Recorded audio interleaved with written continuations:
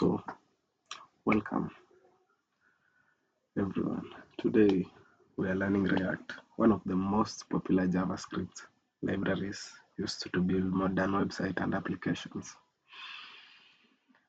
And in React, we'll be able to know at the end of this video, we'll be able to understand what React is, why developers use React, and how components work. JSX, props, sets, events, hooks, and React project structure, and how to build your first React app. I'm your guide, Zral, coding with Zral. Now, directly, we'll go to what is React. And React is a JavaScript library for building user interfaces. And it was created by Meta, Facebook. Mainly purpose is to build fast and have interactive UIs and reusable web user interfaces. React breaks website into these reusable pieces, and these reusable pieces are called components. Instead of building one huge web page, React lets us split the UI into smaller reusable parts. For example, the navigation bar, the sidebar, a button, a card, or a footer. Each part becomes a reusable component. This makes development faster, cleaner, and easier to maintain. The thing we're going to ask ourselves next is why developers love React and why do they use React. React has its advantages. One of the advantages is its reusable components, and it's faster to update with the virtual document object model, and it has a large ecosystem and a huge community. It's very easy to scale, and it's used in real-world companies. React is popular because it saves development time. Instead of writing repeated code, developers can reuse components. React also uses something called the virtual DOM, which improves performance. Now we're going to talk about the traditional JS versus React. If you look at the traditional JavaScript, it's manual and it's imperative, while React at the other time it's automatic and declarative. Traditional JavaScript uses a repeated boilerplate, while React has structured itself in terms that it has a modular components, and these modular components are reusable. When it comes to scaling this traditional JavaScript, it's very easy to manage, while React JavaScript is very easy to scale. The user interface, when it comes to its complexity, traditional JavaScript is very hard to debug. That's why React.js has come to solve that, and it has a simplified state flow. When it comes to the essential development tools that React has, for example, if you want to have a React setup, the recommended tools are VS Code. VS Code, that's VS Code. We have Node.js, NPM, a browser, and Vite. To build React professionally, you need to install Node.js, NPM package, and VS Code editor. We can use Vite to create React projects quickly using VS Code. Now, to create our first React app using VS Code, the first thing we need to run this command in our terminal. If you run this command, this command creates the project. And this npm install, it installs the dependencies. And npm run dev sets the development stub. React will run locally in your browser if you do this with the React with VS Code using the terminal. Now React has a project structure in which the React folder are kept. And this is how the project structure looks like. For example, this is your React app. It has an SRC, it has an app.jsx, a main.jsx, and the components. And from there, we have the public, which has the assets, and public JSONs, which has the metadata, which we know metadata is data about data. Byte configuration JS. The main JSX is the entry point, and it renders the app into the document object model. The app.jsx is the main component of the root component container. And we have the node modules. These are reusable UI pieces. And the node modules is where dependencies live in the components. Now, we're going to look at JSX, JavaScript Extendable Markup Language. It means JXML, which is an extendable markup language. This allows us to write HTML inside a JavaScript. For example, function app return hello React. Now, XML allows us to do that using JSX, using JavaScript XML to create a JSX. JSX looks like HTML, but it's actually a JavaScript. React converts this JSX into normal JavaScripts behind the scene. Important JSX rules. It returns one parent element or a fragment. To close all tags, every tag must be closed, even the self-closing ones. A class name. It uses a class name instead of the class for HTML classes. Understanding components. For us to understand what components are, first, components are independent, reusable UI pieces. Examples of components: we have the navigation bar component, a button component, a card, even a footer. And then we have functional components. Think of them as a Lego block of UI Lego blocks, and these UI Lego blocks contribute into building, and if you stack them well, you can build entire applications. Now, what you're going to take a look at is reusing these components. Well, here we can reuse the same component in multiple times in React. This is one of the biggest advantages of React. It demonstrates the power of modular code, writing code once and using this code everywhere. Properties or props and their use in passing data. Props or properties, they allow data to be passed between components. For example, the above code function welcome props will return props name. The props help component to become dynamic. Instead of hard coding values, we pass data into components. Props in action, or we can say passing props into components. A same component now allows different names. For example, if you have a functional component and this functional component you create it for it that it greets someone hello, you can pass different names to this component. and this makes it reusable and more flexible.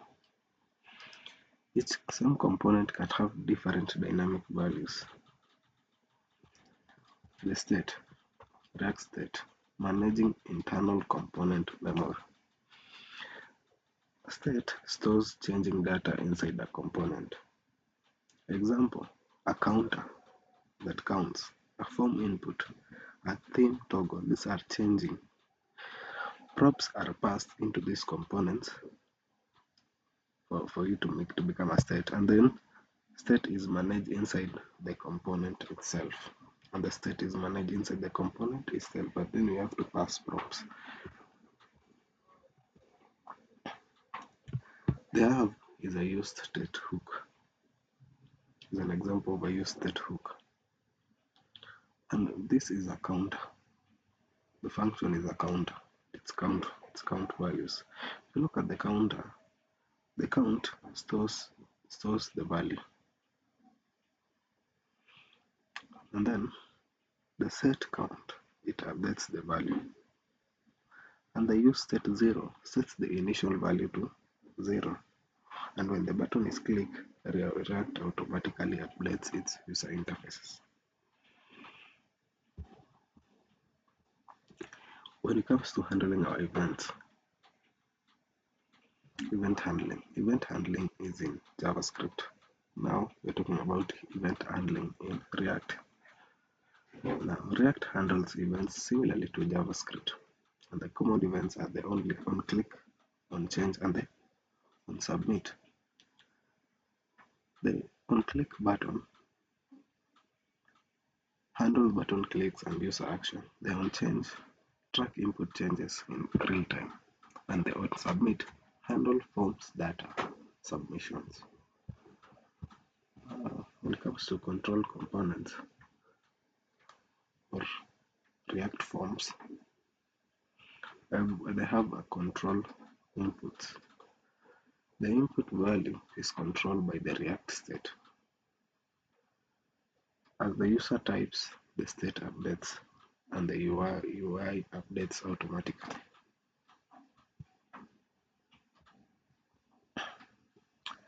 Rendering list.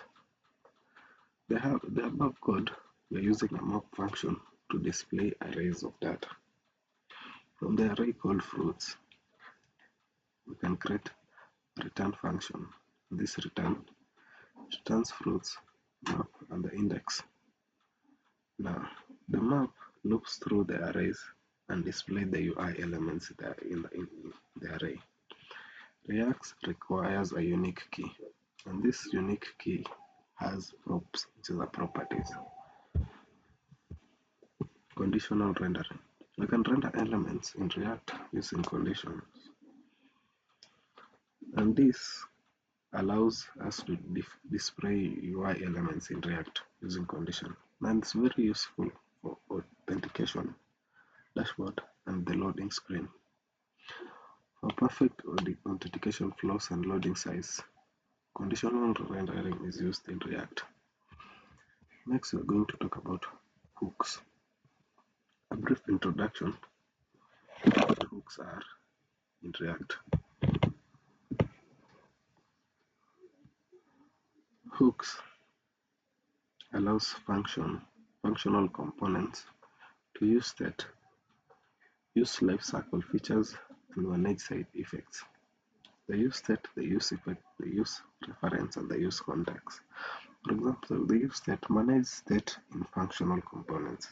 That's the use state. They use effects, handle side effects like API calls. They use reference, hook, persist values, and access the DOM nodes. They use context, manages global app data easily.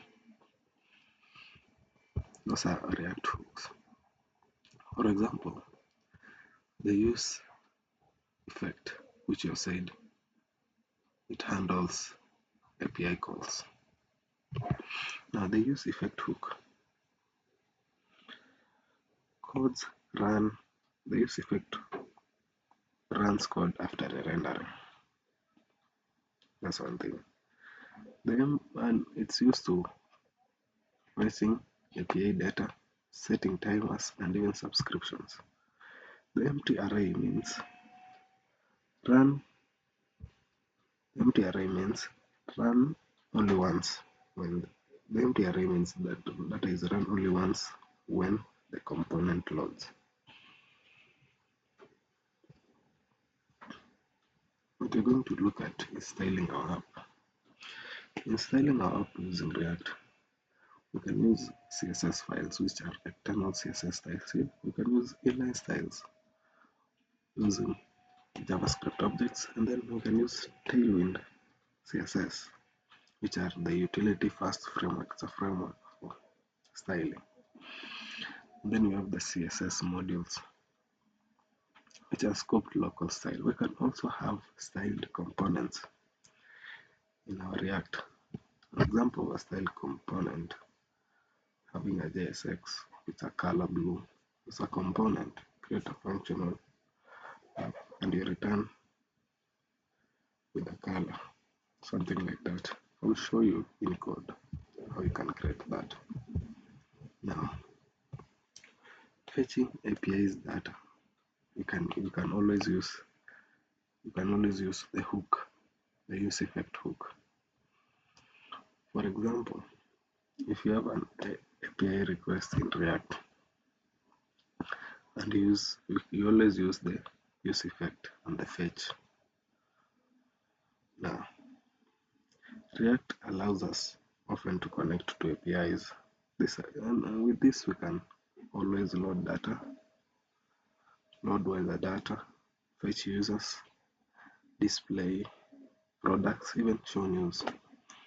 And it's commonly used with asynchronous or await or Axios for the most robust data handling.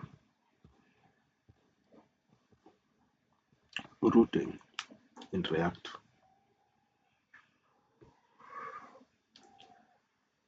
React router. So if you have a multiple page navigation, first thing we need to install router. And to install router, you need to type to the terminal npm install react router document object DOM. An example of a basic router or route from React DOM. Now React helps us to create home pages, about pages, dashboard, and navigation system without refreshing the browser. This is called routing. It's a multi-page navigation.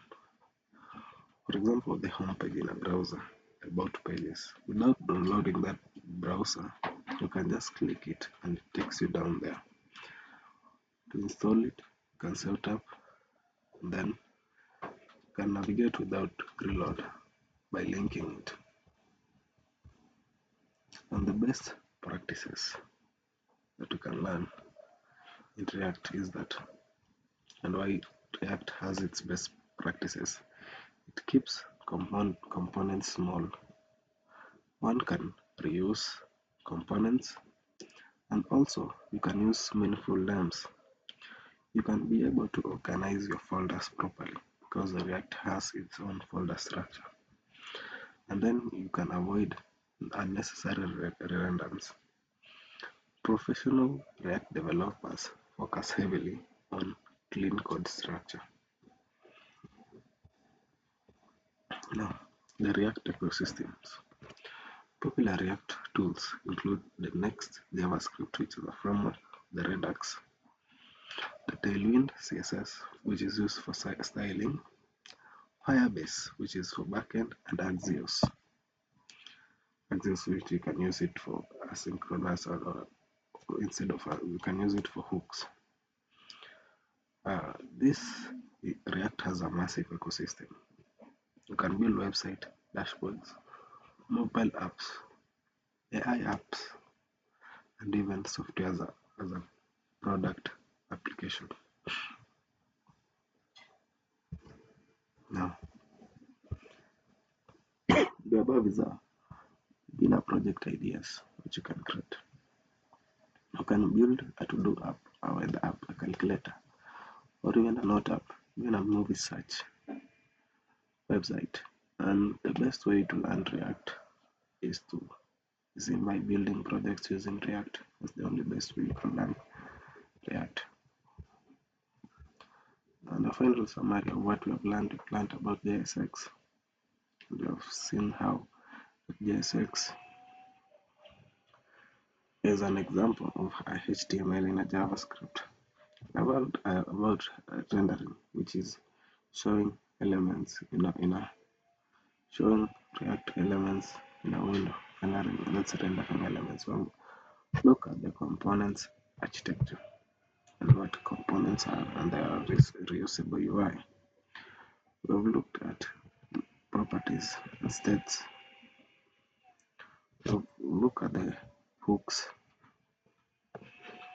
and what the different types of hooks are used for in React.